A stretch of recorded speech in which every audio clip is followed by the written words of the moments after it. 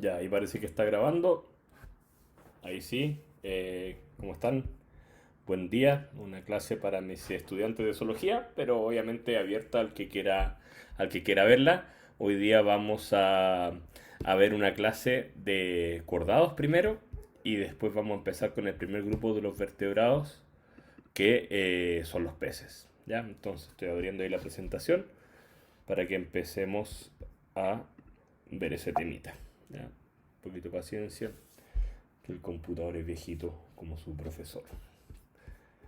Ya, desde el principio. Bueno, como les decía, entonces hoy día vamos a hablar de cordados primero y después vamos a abordar peces, que son los primeros vertebrados, los más antiguos. Y empezando con esta clase entonces, hablando de la filogenia, ya vamos a ver varios grupos y todos los grupos que vamos a ver hoy día ya son deuterostomados. Desde los equinodermos ya son deuterostomados, que somos animales que cuando no sé, nos forma nuestro sistema digestivo primitivo, se forma primariamente el ano y secundariamente se forma la boca. Ya a diferencia de los protostomados, que es justamente al revés, que es un grupo mucho más grande de organismos. Bueno, primero hay un tema ahí que siempre se estuvo buscando el origen de los cordados, donde habían aparecido. Y antes de tomar esta diapositiva, vamos a recordar que cualquier animal para ser llamado cordado tiene que tener en alguna etapa de su vida cuatro estructuras, que son una notocorda, ya las vamos a ver después durante el desarrollo de esta clase, un cordón nervioso tubular dorsal, hendiduras faringias y una cola postanal. De cualquier animal que tenga esa en cualquier estado de su vida, lo vamos a considerar un cordado. Y está este furor por encontrar de dónde venían los cordados, cuál era el eslabón perdido. Era una época que está bien de moda encontrar eslabones perdidos. Y de repente aparece un animalito que tenía estas cuatro estructuras. Entonces, estaban todos buscando estos animalitos, que son estos gusanos bellotas, muy eh, poco conocidos, quizás por lo menos por mí. Yo solamente los conozco teóricamente, por base a literatura, y estos animalitos se supone que tenían estas cuatro características. Después de un tiempo se dieron cuenta de que lo que pensaban que era una notocorda, realmente era una especie de probóscide, entonces era una estructura alimentaria. Entonces no pudieron ser cordados, no la alcanzó porque tenían tres de las cuatro estructuras, y hoy día se conocen como hemicordados, que quiere decir medio cordados. Ya les faltó, debería ser tres cuartos cordados quizás, pero le faltó un poquito. Bueno, hay varias especies, varios grupos. Hay algunos, como sabes, esto que son sésiles, otros que son móviles. Como realmente para nosotros, para nuestro curso, no tiene mayor importancia eso. Pero si están acá, hay dos clases, los enteroneustos, que son estos gusanos bellota, que son móviles, y tienen un sistema branquial, que es una fila de poros. La verdad que nos vamos a meter muy poco en eso, sino más nos interesa este dato relevante, que en algún momento se consideraban cordados y no lo son porque no tienen notocorda. Ya hay otra clase que se llaman los pterobranquios, que son sésiles y que parecen animales muy distintos, pero al final son bastante parecidos. Ya son más sedentarios y bueno, eso. Y ahora llegamos a nuestro grupo, a los cordados, al grupo al que pertenecemos nosotros. Y uno de los aportes biológicos más relevantes quizá es un esqueleto interno que está vivo, que crece con el cuerpo, a diferencia de lo que pasaba con los artrópodos que tenían que ir mudando para poder crecer, porque el esqueleto era inerte. En nuestro caso el esqueleto está vivo y crece con nosotros y nos ahorramos toda esa energía y todo ese desgaste y ese momento de vulnerabilidad que significa, o que significa aún para los artrópodos la muda, entonces súper importante. Además, desde lo hemicordado que vemos que tenía estas faringes perforadas, que tenía que ver con un método de alimentación, presentamos nosotros también esto, que es súper importante, principio como un método de alimentación, después como un método respiratorio, e incluso más adelante van a aparecer las primeras mandíbulas, que también es un suceso filogenético súper importante. Nosotros quizás no lo valoramos porque nacemos con mandíbula y no nos damos cuenta del hito realmente que es. Otra cosa importante es que muchos tenemos hábitos predadores y también asociado a esta aparición de mandíbula empezamos a cazar presas más grandes, más difíciles y nos obliga a ser más rápidos, más inteligentes, más hábiles y eso empieza a acelerar el ritmo de nuestras adaptaciones. Y también aparecen las extremidades pares. Ya aparece este modelo, no lo vamos a ver en esta clase, sino que más adelante, pero estos modelos de animales tetrápodos con cuatro patitas y que como sabes esto se mantiene hasta hoy día, hasta los mamíferos. Bueno, de estas características exclusivas dijimos que habían cuatro. La primera es una notocorda, que es una varilla semirrígida y que tiene una gracia porque por un lado se extiende por todo el cuerpo del animal y por otro lado es capaz de doblarse sin acortarse. Entonces eso facilita un montón el nado. Por un lado un eje importante para que se inserte la musculatura y permite un nado mucho más coordinado, un nado más rápido y empezamos a hacer esta vida cada vez más acelerada y como es esto con más facilidades de poder perseguir o escapar presa, entonces nos empieza a ayudar. En algunos todavía persiste durante toda su vida, incluso algunos vertebrados, un grupo que se llama agnatos que no tiene mandíbulas, todavía tienen notocorda. Y en nosotros, por ejemplo, los vertebrados forman, ¿cómo se llama esto? Las vértebras, que puede ser de cartílago o de hueso, depende del grupo. Y también, bien importante, como les digo. Bueno, acá está entonces cómo se forma, se origina del mesodermo, hay un esquema que muestra un poco cómo se va formando y es bien interesante, por acá hay un esquema que tiene, como sea esto, un centro de células medias líquidas y una vaina fibrosa y como nos muestra el esquema en esta parte de abajo, permite que el animal pueda nadar y moviéndose para los lados, porque esta notocorda que es semirrígida tiene la característica de que puede flexionarse sin acortarse. Bueno, acá un poco lo que dice, en todos los representantes siempre van a estar esta, entonces puede ser estado larvario o toda la vida, o incluso que después desarrolle nuevas estructuras como los mamíferos, que solo están en embrión y después desarrollan otras estructuras. Otra también de estas estructuras tipo de los cordados son las hendiduras faringias, que, como sabes, estos son aberturas que, o normalmente es una serie longitudinal de abertura, que, como sabes, esto a veces se le llama branquiales, y no tiene tanto sentido porque las branquias en este grupo animal aparece harto después, entonces en este momento era solamente faringia y su función era alimentar por filtración. Pero se parecen mucho y por eso hay una confusión y hay algunos animales que tienen estas hendiduras, como les digo, pero sí las tienen con branquia, entonces ahí sí serían hendiduras branquiales, por mientras son solo hendiduras faringias. ¿Ya? Acá de hecho está mal puesto el nombre en la diapositiva porque justo hay un tiburón que tiene esta hendidura, pero en este caso son branquiales porque sí abajo de esas hendiduras tienen las branquias, que es el mecanismo respiratorio de los tiburones. Bueno, se forman por la invaginación del ectodermo, la parte externa, la capa más externa se invagina, se va hacia adentro, y el endodermo, la parte más interna, se evagina, se va hacia afuera, sale para afuera, como dice un amigo, y se juntan. A veces en algunos animales, como los amniotas, puede ser que no se abran y se forman unos surcos, pero sí son importantes porque dan origen a algunas estructuras como la trompa de Eustaquio, la cavidad del oído medio, las tonsilas, las glándulas paratiroides. ¿Ya? Entonces, como les contaba también, había sido originalmente un método de alimentación por filtración. Otra de las características exclusivas es este cordón nervioso tubular dorsal, que suena como una palabra bien complicada, bueno, cuatro palabras, pero nos dice todo, no lo está definiendo. Es un cordón, o sea, alargado, es nervioso, de células nerviosas, tiene forma de tubo, o sea, es hueco por dentro, y queda en la parte dorsal de los animales, en la parte más dorsal.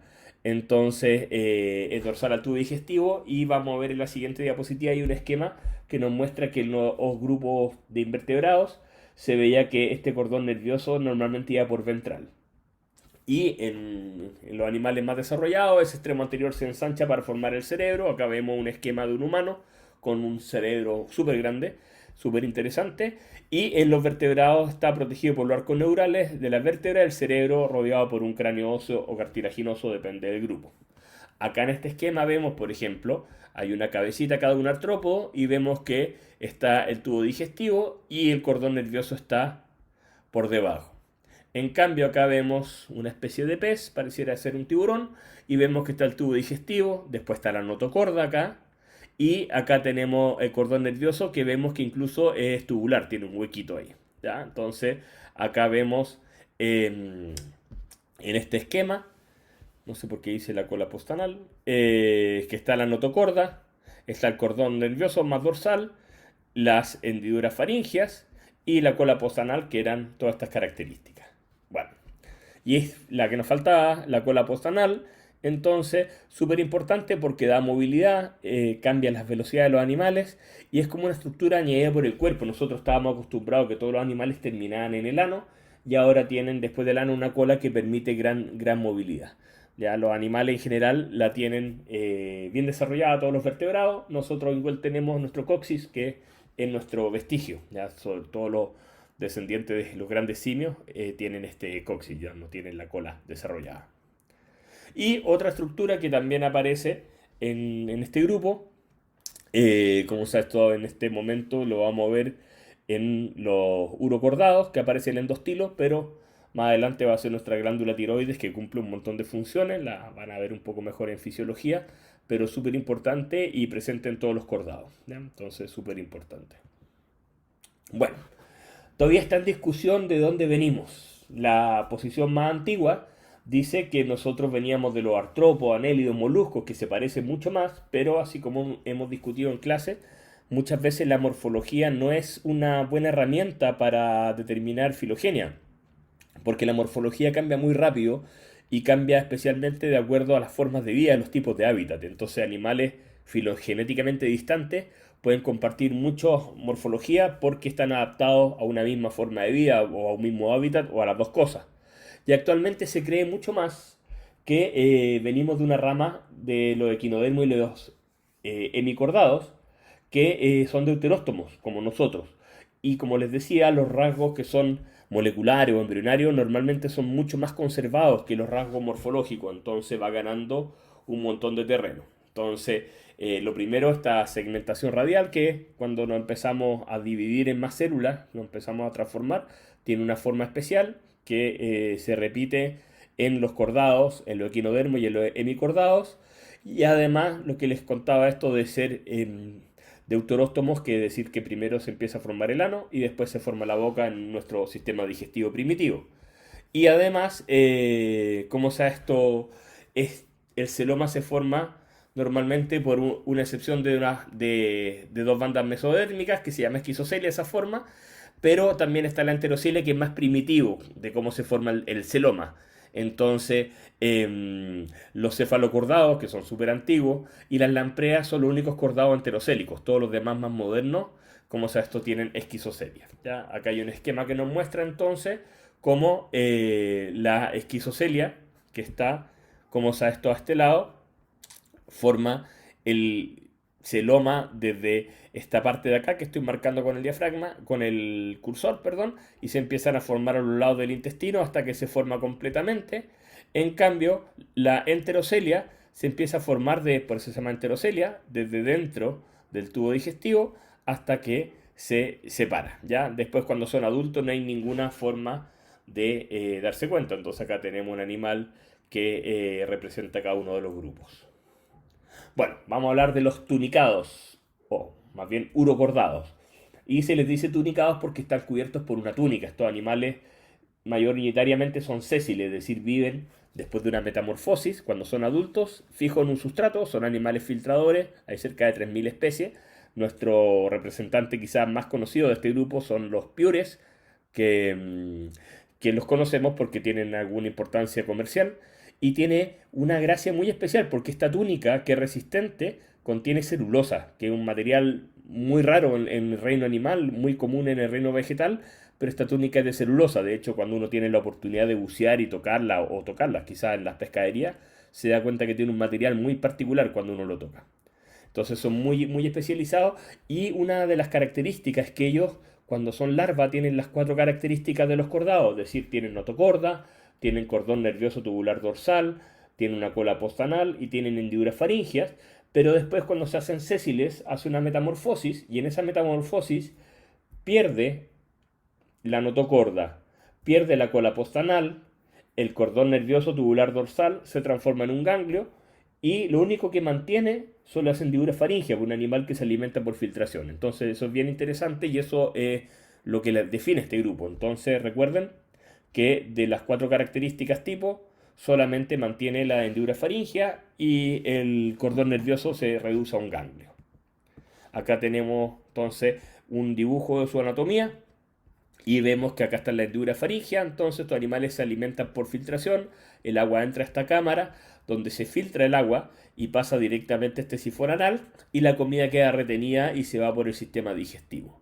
Como les digo, los más comunes son las ascidias, pero hay otros grupos, la verdad que tampoco son tan relevantes para este curso, pero acá se ven las ascidias, están filtrando, son sésiles, entonces son estos animales que son filtradores, y sésiles, pero cuando son larvas tienen las cuatro estructuras de los cordados y son móviles, ellos nadan. Ya hay una larva que se llama larva renacuajo que tiene una importancia importante en la evolución porque hay una hipótesis que las toma y la vamos a ver. Sistema nervioso súper simple, tiene un ganglio nervioso y un plexo localizado dorsal a la faringe. Ellos van probando el agua, entre comillas. Y como sea esto, lo que les contaba de que solo aparecen las hendiduras faringeas. Otro grupo que se llaman cefalocordados, que es chiquitito, solo 25 especies, y tienen las cuatro características de los cordados siempre. Ellos nacen con ellas y las mantienen durante toda la vida sin variar mucho. Entonces son animales filtradores que parecen muy primitivos. Acá tenemos una imagen media cortada, pero algo se ve. Estos son animales entran agua para acá y por estas hendiduras faríngeas sale y se van quedando con el alimento. Entonces son animales que filtran y que parecen ser muy antiguos, pero cuando uno revisa su anatomía, se da cuenta que no son tan antiguos, tienen algunas características antiguas, pero tienen un sistema circulatorio súper complejo y cerrado. Aunque no tienen corazón todavía, la aorta ya tiene unos movimientos peristálticos. Y tiene un sistema nervioso que lo lleva con un cordón nervioso hueco, cordón nervioso tubular dorsal, sobre la notocorda, y además tiene pares de nervios espinales. Entonces, tiene órganos de los sentidos simples, impares, y tiene una vesiculita de cerebro, entonces un animal bien primitivo, pero sí tiene, como sea esto, mucho parecido, o sea, tiene las cuatro características, y además vamos a ver más adelante que es muy parecido a una larva de un animal que viene más adelante en nuestra filogenia. Bueno, y acá venimos nosotros, los vertebrados, que hay una discusión bien interesante porque un área de la ciencia está diciendo que no nos deberíamos llamar vertebrados, porque los vertebrados no todos tenemos vértebras, pero sí todos tenemos cráneo. Entonces se ha postulado y seguramente en un tiempo más se van a llamar, o nos vamos a llamar más bien craneados, porque todos tenemos cráneo, pero no todos tenemos vértebras. ¿Ya? Entonces, súper importante, tenemos las características de los cordados, solo que desarrollan otras estructuras nuevas, y aparece este cráneo, que puede ser de hueso o de cartílago, depende del grupo, y casi todo el grupo tiene vértebras, hay unas excepciones, y por eso está esta discusión con el nombre.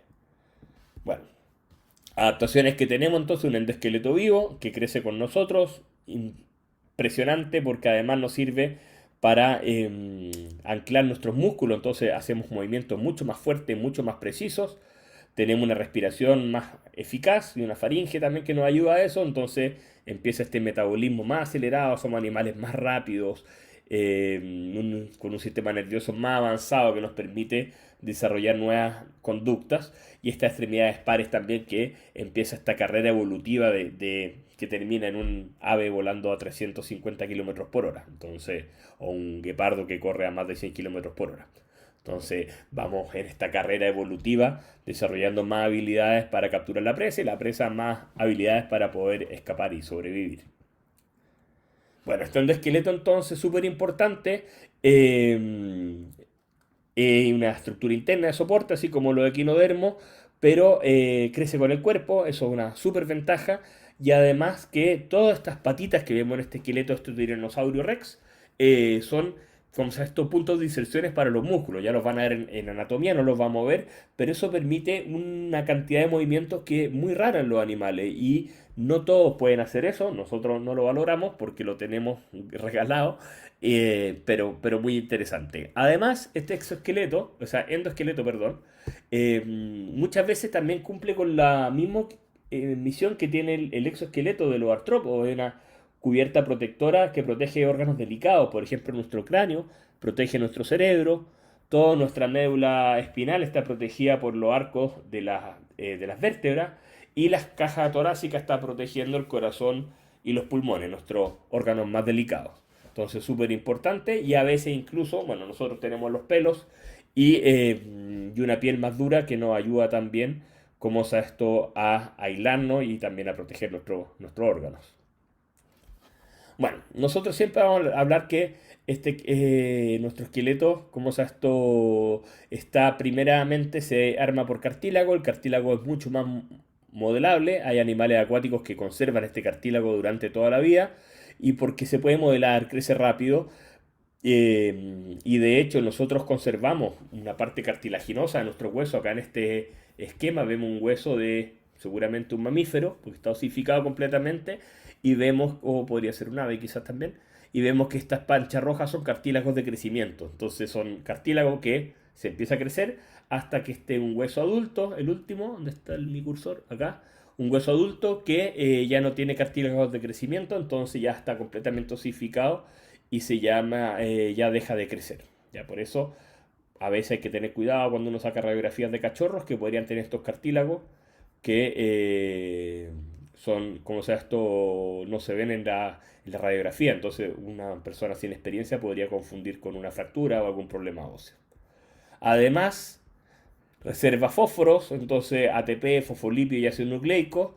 Y además también, lo otro que les digo siempre, que nosotros no nos damos cuenta del impacto que tiene vivir en la Tierra. Es un medio bien agresivo y con la gravedad y todo, cada paso que damos, bueno, este tipo de esqueleto está hecho para soportar eso. Además, esta faringe perforada, que empezó como un método de alimentación por filtración, y en todos los cordados está presente en alguna etapa de la vida, normalmente los más desarrollados solamente, como se esto, en fase embrionaria, pero ya mejora la circulación en las branquias internas, entonces empiezan estas faringes a hacer circular agua por las branquias y tiene un sistema de contracorriente que lo vamos a ver después cuando estudiemos peces y como esto permite ser un método de respiración más eficaz y es lo que aumenta la capacidad metabólica y también los movimientos más rápidos. Entonces, súper importante porque la depredación ya no es, como sea esto, tan pasiva, es completamente activa, uno elige a la presa y la presa también tiene la posibilidad de escapar, entonces empieza esta carrera evolutiva. Además, aparece una cabeza novedosa, una cabeza muy distinta. Habíamos visto que ya habían animales cefalizados, pero el ser estos animales depredadores activos empieza a desarrollar nuevos órganos cada vez más eficaces, hasta el punto que tenemos animales como los murciélagos, los delfines, que con su audición pueden generar imágenes, o la serpiente, o nosotros mismos, que con nuestra visión podemos ver lejísimos colores. Entonces, ya cada vez estamos mejorando con estos nuevos controles integradores para poder detectar y capturar presas más grandes. Y además, órganos sensoriales externos, pares, que nos ayudan a buscar a distancia. Cuando nosotros escuchamos, sentimos vibraciones a distancia. Cuando nosotros vemos, tenemos kilómetros de vista que podemos ver. Entonces, súper importante.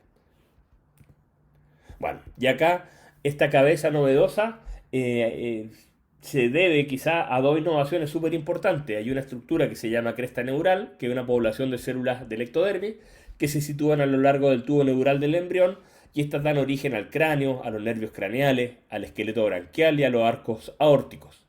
Y hay otras estructuras que se llaman placoas epidérmicas, que es un engrosamiento de la ectodermis en el extremo anterior de cada lado del tubo neural y que dan origen a nuestros sentidos, a los ojos, la nariz, los oídos, receptores gustativos y mecano y electroreceptores de la línea lateral, que están presentes en los peces y ya no. Entonces, súper importante.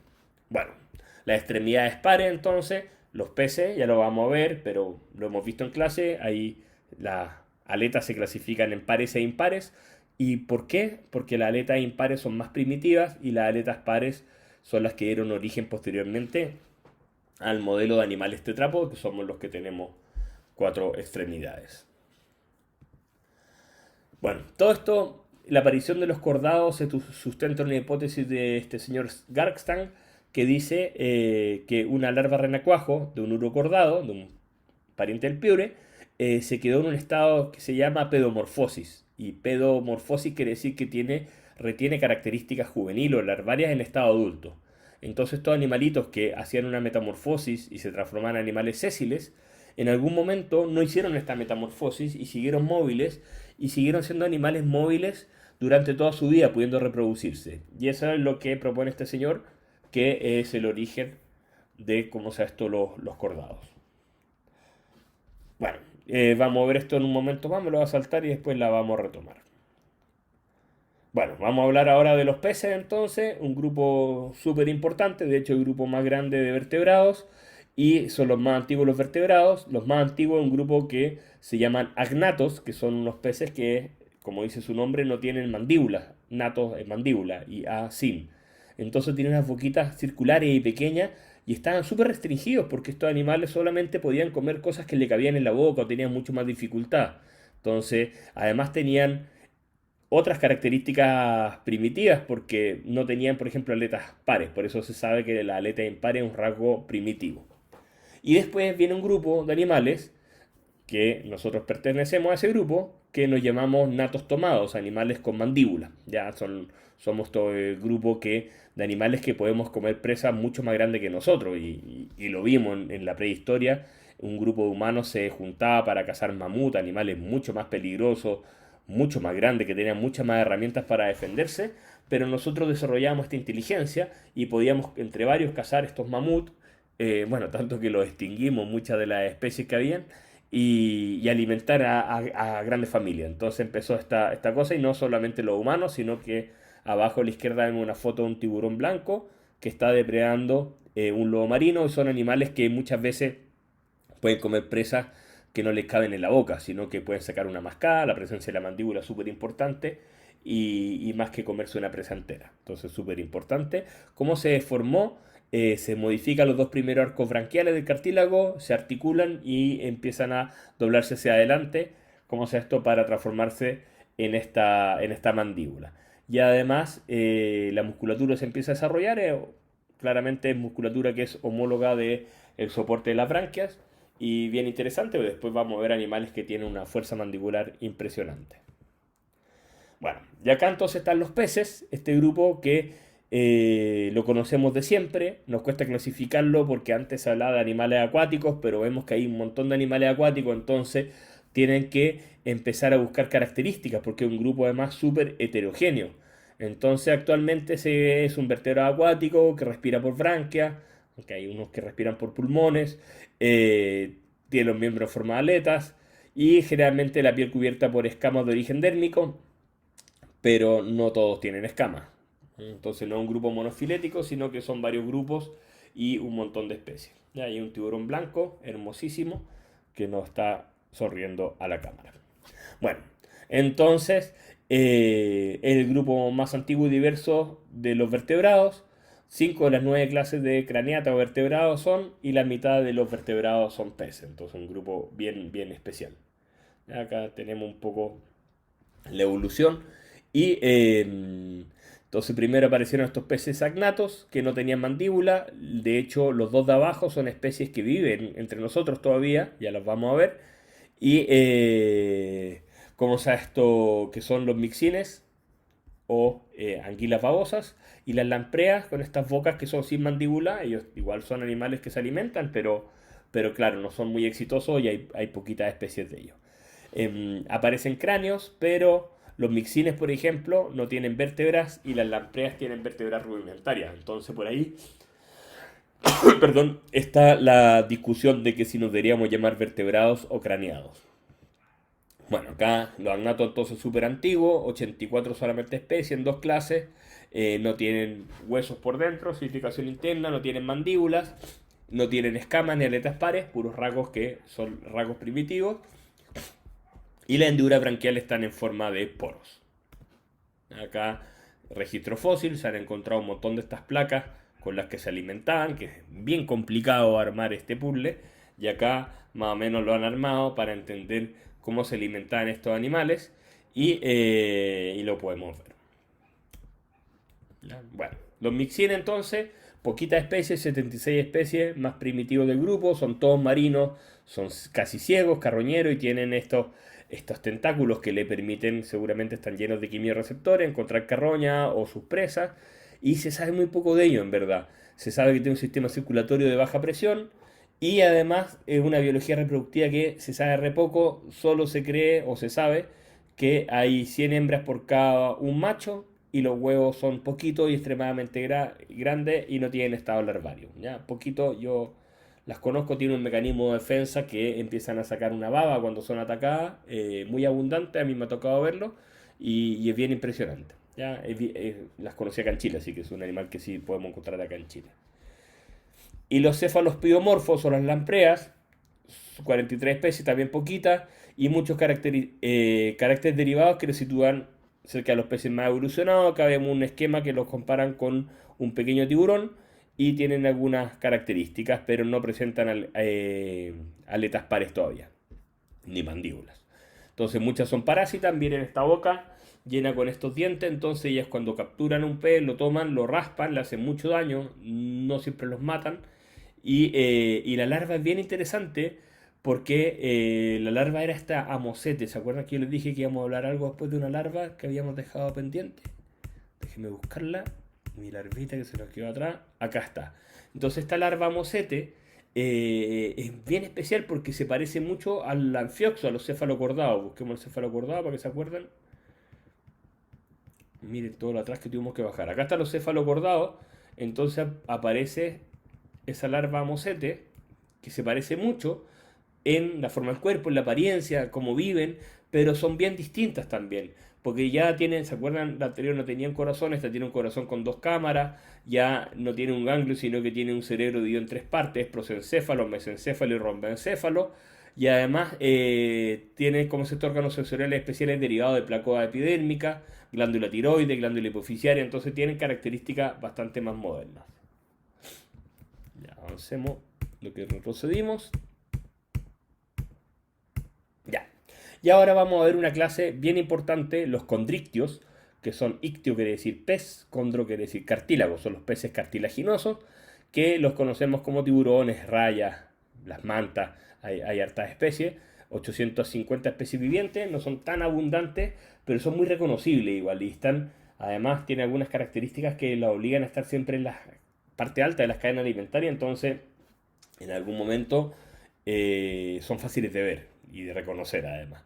Entonces son animales que siempre mantienen una posición ecológica firme en la comunidad, en los topes de la cadena alimenticia muchas veces, porque tienen órganos sensoriales bien desarrollados, potentes mandíbulas, musculatura natatoria desarrollada y hábitos depredadores, y algo más importante igual, ellos necesitan nadar para poder respirar, entonces se mantienen nadando. Hay especies que se han adaptado a no hacerlo, pero la mayoría necesita nadar, y un animalito pequeño, un animal que puede ser una presa fácil, no puede darse ese lujo. Entonces, ¿qué pasa con ellos?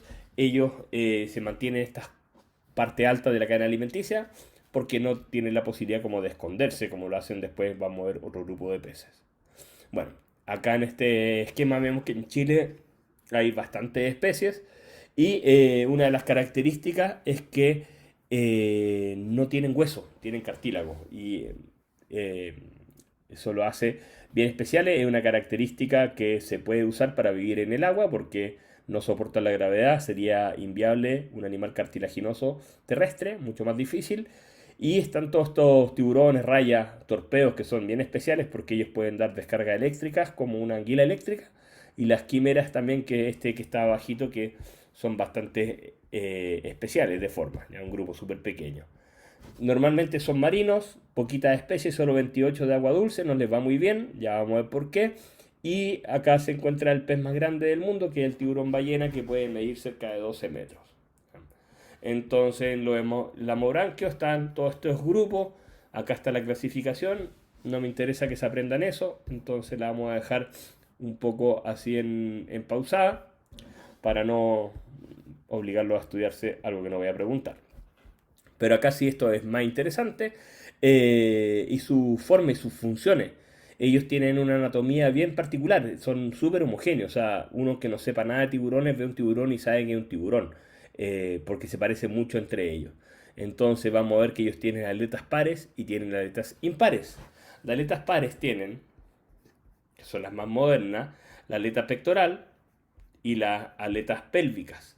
¿Ya? Y esta pélvica, este es un macho porque tiene estos clapsters, que es parte de la aleta pélvica, una aleta modificada que sirve como órgano copulador. Entonces tiene dos pares de aletas pares y tres aletas impares. La caudal, que tiene una forma que se llama heterocerca, que tiene un lóbulo más grande que el otro, que lo vemos acá clarito. Acá se ve mejor todavía, una cola heterocerca.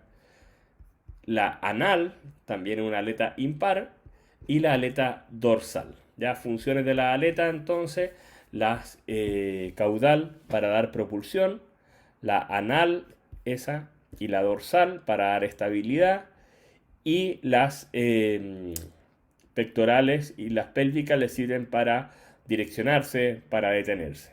Ya, acá hay una cópula de tiburón, acá está el macho sometiendo a la hembra y tiene que lograr ingresar uno de sus clapsters para poder copular y acá uno de sus huevos. ¿Ya? Entonces, bien interesante. La boca por ventral siempre, entonces estos animales, a pesar de que son grandes depredadores, no son tan exitosos en la cacería, y la nariz también siempre ventral, las narinas que no están comunicadas con la boca todavía.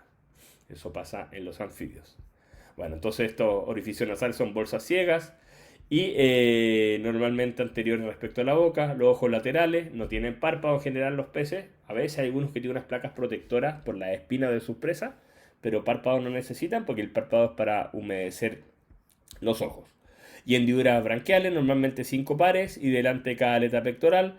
Y sus escamas son estas, de acá, placoideas, ya súper característica de los tiburones, que le ayudan a reducir el flujo de agua. Ellos vamos a ver que no tienen unas estructuras que tienen los peces óseos, que le ayuda un poco a nadar mejor. Bueno, además de su sentido bien importante el olfato, ellos lo han caricaturizado mucho, pero ellos tienen un gran olfato, entonces ellos pueden percibir sustancias químicas en concentraciones de una parte por 1000 millones, y además tiene una línea lateral, que esa línea lateral acá hay un esquema, y este esquema, como esto nos muestra, estos neuromastos que detectan los cambios de presiones del agua, entonces son muy hábiles para detectar movimientos del agua, y por eso son tan importantes para los tiburones estos animales heridos que empiezan como a nadar erróneamente, que a veces somos nosotros mismos arrancando desesperados, le estamos dando una señal súper equívoca al tiburón, le estamos casi pidiendo que nos ataque, porque al nadar así el tiburón detecta que un animal que se está ahogando, una presa fácil, y va y la ataca. Si uno nadara tranquilo, no con su, como sea, esto, sistema de línea lateral, diría: este es un animal sano, no vale la pena perseguirlo porque seguramente voy a gastar mucha energía. La vista funciona bien. En el agua la vista nunca es tan importante porque hay poca visibilidad. Acá nosotros vemos kilómetros de distancia, a veces vemos la cordillera estando súper lejos. En cambio, en el mar muchas veces la visibilidad es de unos pocos metros. Entonces, ¿sirve? Sí. ¿Tienen vista? Sí, pero a poca distancia. Y un órgano que a mí me causa fascinación son estos puntitos que tiene acá, que son las ampollas de Lorenzini. Estas ampollas de Lorenzini son unas ampollas, unos huequitos que tienen un gel especial y detectan, ¿cómo se llama esto? Impulsos eléctricos, bioeléctricos. Entonces detectan los impulsos nerviosos de los animales. A veces uno ve, por ejemplo, en los documentales, que hay un tiburón martillo buscando en la arena y de repente, pum, agarra un pececito que está escondido en la arena, y es porque no es porque lo haya visto, es imposible verlo, sino que detectó ¿cómo se llama esto? Impulsos nerviosos.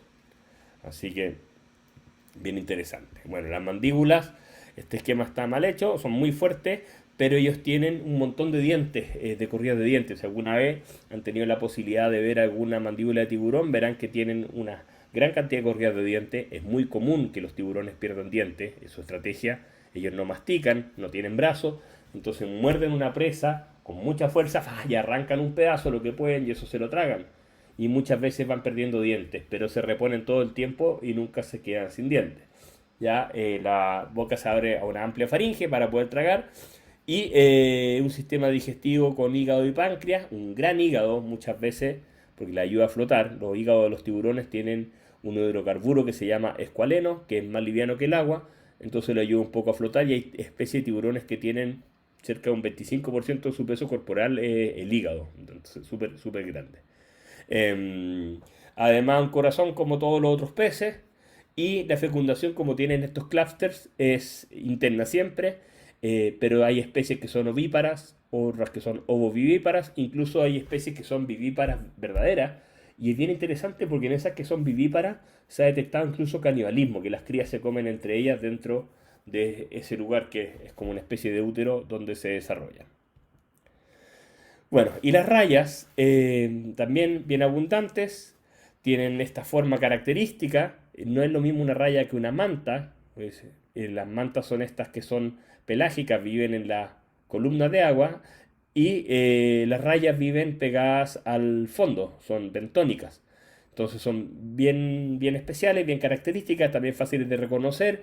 Vemos que tienen una gran aleta pectoral que se funde con la cabeza y además tiene unos agujeros que se llaman espiráculos que le ayudan con la respiración, porque si se fijan, miren, acá están las branquias, y acá es como viven, entonces tienen las branquias pegadas al sustrato. Entonces, si no fuera por estos espiráculos, estos agujeritos que acá se ven, estos no son los ojos, sino que son los espiráculos, puede respirar gracias a eso.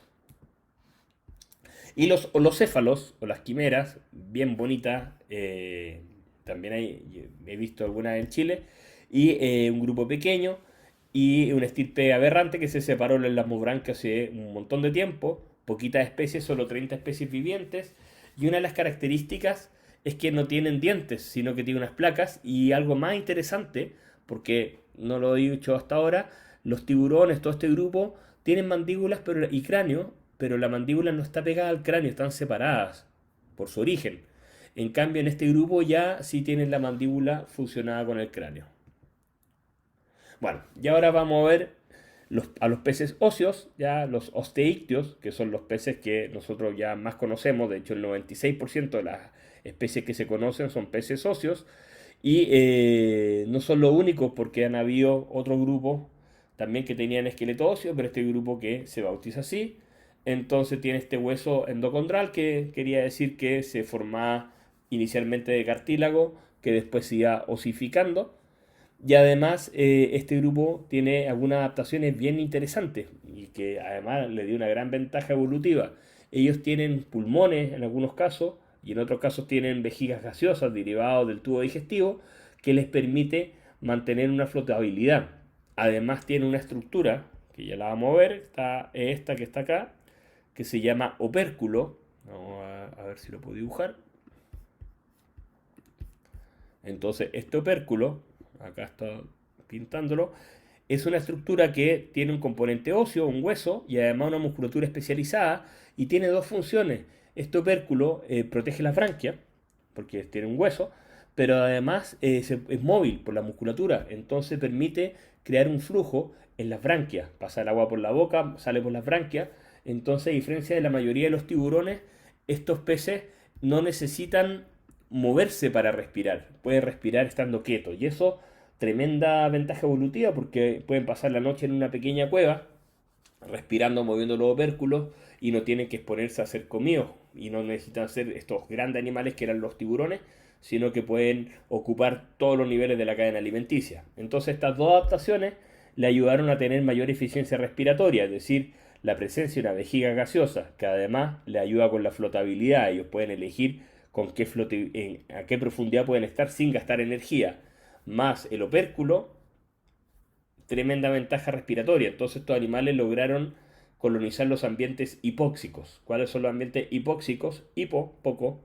oxígeno, y son ambientes con poco oxígeno y que el agua marina tiene mucho más oxígeno que el agua dulce. Entonces, normalmente en agua dulce, la mayoría de los peces que vamos a ver son peces óseos. Y la gran concentración de peces cartilaginosos están en agua marina. Algunos han tenido adaptaciones que les permite colonizar parcialmente o totalmente el agua dulce, ¿no? Bueno, Entonces, a mitad del periodo devónico, dos linajes adaptados a casi todos los hábitats, los actinopterigios, que son todos estos pececitos de abajo, actino quiere decir rayas o radios, y terigio quiere decir aleta. Entonces son todos estos peces que tienen las aletas radiadas. Entonces, si se fijan en la aleta de este pez disco, tiene una rayita en la aleta, acá se notan un poco mejor en este pez volador, ¿ya? Y este también lo mismo, este es un pez dragón, un pez león, un pez escorpión, tiene varios nombres. Y hay otro grupo que son los sarcopterigios, que quizás a nivel de especie no son tan importantes, pero tienen tremenda importancia evolutiva. Estos animales, sarco quiere decir carne, entonces son aletas carnosas. Vamos a ver más adelante que estas aletas carnosas, y que además tenían algunos huesecitos, les permitieron... No voy a decir nada, más adelante lo vamos a ver, ¿ya? Bueno, entonces, este opérculo, como sea esto, permitía que circulara el agua desde la boca a las branquias sin la necesidad de moverse. Vemos que los peces óseos tienen una cola homocerca, a diferencia de los tiburones que era heterocerca, porque los dos lóbulos son iguales de tamaño, y además tiene esta vejiga flotatoria, que además de ser una reserva de gas, les permitía conservar la flotabilidad. ¿Ya? También tienen línea lateral que le ayuda a detectar entonces estos cambios de presiones, súper marcada, de hecho visualmente se ve harto, tienen hartos adornitos de sus colores que le ayudan con eso.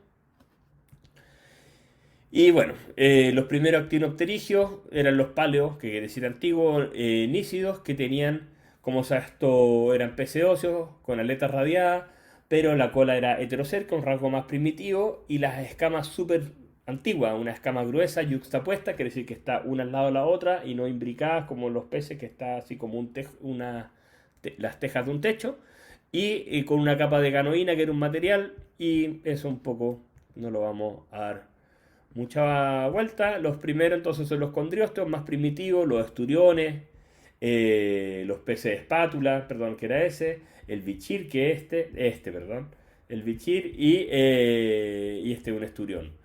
Y hay un grupo que son los neopterigios, entonces, una de estas líneas dio lugar a una radiación secundaria, los teleosteos, que son los peces óseos modernos. Que acá están, son casi todos los peces que conocemos. 50% de los vertebrados, casi todos los peces, 26.000 especies descritas, más cerca de 10.000 que nos han descrito, y sus escamas son cicloídeas y tenoídeas. A ver, busquemos eso para mostrarles, para que no quede acá. Entonces están las escamas placoídeas de los tiburones, las escamas, ¿cómo es esto? Con ganoína, y estas son las escamas cicloídeas o tenoídeas, con estos, teno quiere decir peineta, con estos puntitos, estas puntitas, que tenían entonces estos peces teleósteos. ¿Ya?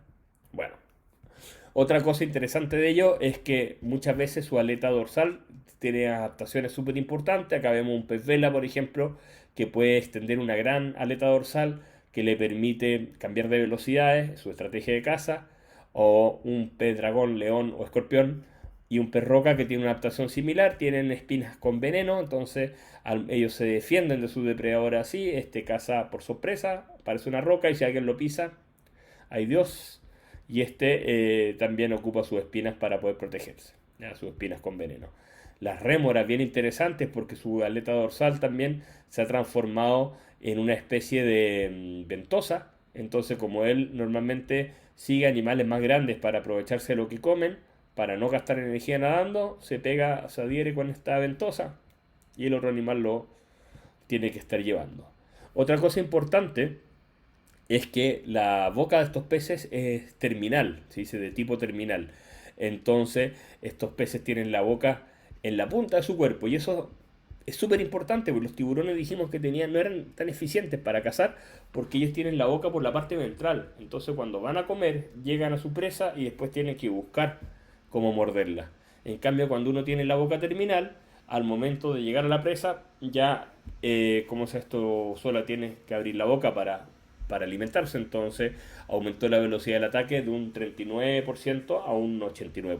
Entonces, súper importante, acá vemos distintas posiciones de boca. Este es un animal que vive en la mitad de la columna de agua, este es un animal que se alimenta de la superficie y este es un animal que se alimenta del fondo. Bueno, y los sarcopterigios, que eran estos peces con aletas lobuladas, que filogenéticamente son súper importantes, pero lo vamos a descubrir en la próxima clase. Poquitas especies, 6 especies de pulmonado, una especie aislada que es el celacanto, y los antiguos sarcopterigios tenían pulmones más branquios y una cola heterocerca, pero muchos se han fusionado. Este tipo de cola se llama cola dificerca, que es la fusión entre la aleta caudal, la aleta dorsal y la aleta anal. ¿Ya? Entonces esa es la cola típica de estos animales modernos, dificerca. Otra cosa interesante, que la musculatura de la especie, miren esto, bien interesante. La musculatura está compuesta en una serie de miómeros, que son repeticiones de musculatura. Son unos paquetes musculares que se anclan como en forma de W y que le permiten dar esta forma de movimiento que les permite un nado preciso. Difícil moverse en el agua. Acá vemos varios ejemplos de esto se agrupan esta musculatura, súper distinto a los animales terrestres, y vemos que le permite estos movimientos en el agua, y a veces nos ha tocado ver peces que realmente es espectacular cómo se pueden mover. La vejiga flotatoria también presente en los peces óseos, pero no todos, ¿ya? Porque, como les decía también antes, los tiburones tenían esta escualeno, este hidrocarburo que era menos denso que el agua, pero además tiene las aletas pectorales aplanadas, varias estrategias para no hundirse, a diferencia de los peces óseos con esta vejiga flotatoria, que es como un chaleco compensador de buceo. Entonces les ajusta la cantidad de aire, o de gas en verdad, que necesitan para mantenerse a cierto nivel de flotabilidad. Entonces ellos no necesitan nadar para flotar, solamente necesitan ajustar su vejiga flotatoria. Se puede escuchar el nombre vejiga flotatoria, vejiga gaseosa o vejiga natatoria, es lo mismo, pero no todos los peces la tienen. Los peces que viven en los abismos no la tienen, obvio, necesitan estar abajo. Un lenguado, por ejemplo, tampoco la tiene porque él vive asociado al fondo marino, y curiosamente los atunes tampoco la tienen. Bueno, en la vejiga flotatoria ellos traen gases de una estructura que se llama red mirabile, que quiere decir red admirable en español, porque hay muchos vasos sanguíneos muy pegados, muy densamente pegados, y permiten entonces extraer y cómo se el aire de la sangre. Ahí tenemos un corte anatómico, vemos la vejiga natatoria en un pez, ¿ya? Nosotros lo vimos en el laboratorio, lo de la UDLA, lo de Santo Tomás, me imagino que también. Bueno, y la respiración entonces, las branquias, bien interesantes. Entonces las branquias tienen un arco branquial, y como se después tienen estos filamentos que están llenos de estas lamelas, que fíjense, estas lamelas que están llenas de vasos sanguíneos. Es lo mismo que pasa con nuestros pulmones. La sangre queda muy cerca del ambiente, y la hemoglobina tiene una gran afinidad por el CO2. Entonces cuando pasa por nuestro cuerpo va recolectando todo el CO2, que es un desecho metabólico, y lo va juntando en la hemoglobina, y cuando llega a las branquias, en el caso de los peces, a los pulmones, en el caso nuestro, eh, la hemoglobina suelta el CO2, porque si bien tiene gran afinidad con el CO2, tiene una afinidad 4 veces mayor, creo, 20 veces mayor, no me acuerdo, pero mucho mayor con el oxígeno. Entonces el oxígeno entra, desplaza el CO2 que queda en el ambiente, y así la célula puede seguir oxigenando a las células del cuerpo. Y fíjense algo bien interesante. Cuando el agua va para allá, este sistema se la arregla para que la sangre vaya en contracorriente. Entonces aumenta la presión del flujo, y eso hace que sea más eficiente el mecanismo. Y este esquema nos muestra cómo entra agua por la boca y sale por acá gracias al opérculo, ¿ya? Entonces no necesitan nadar. Tiene este opérculo que tiene hasta un 85% de bombeo. Y también importante las adaptaciones de los peces a la regulación osmótica. Acuérdense que hay peces de agua dulce, entonces el agua dulce sería un ambiente hipotónico, entonces estaríamos todo el tiempo absorbiendo agua. ¿Y qué hay que hacer entonces para los peces de agua dulce? Son peces que toman poquita agua y que orinan muy diluido, y tratan de eliminar poquitas sales con su orina, y además activamente están, ¿cómo se esto?, absorbiendo sales minerales. En cambio, los peces marinos lo que hacen es orinar muy concentrado y con mucha concentración de sales, y activamente van eliminando estas sales. Entonces depende del tipo de ambiente. Hay especies como los salmones, por ejemplo, o algunas especies de tiburones que pueden cambiar el switch y en algunos momentos de su día pasar de agua dulce al agua salada. Eso es la clase, señores. Espero que les sirva. Voy a seguir ahora a descansar 5 minutos y voy a seguir haciendo las clases para su repaso.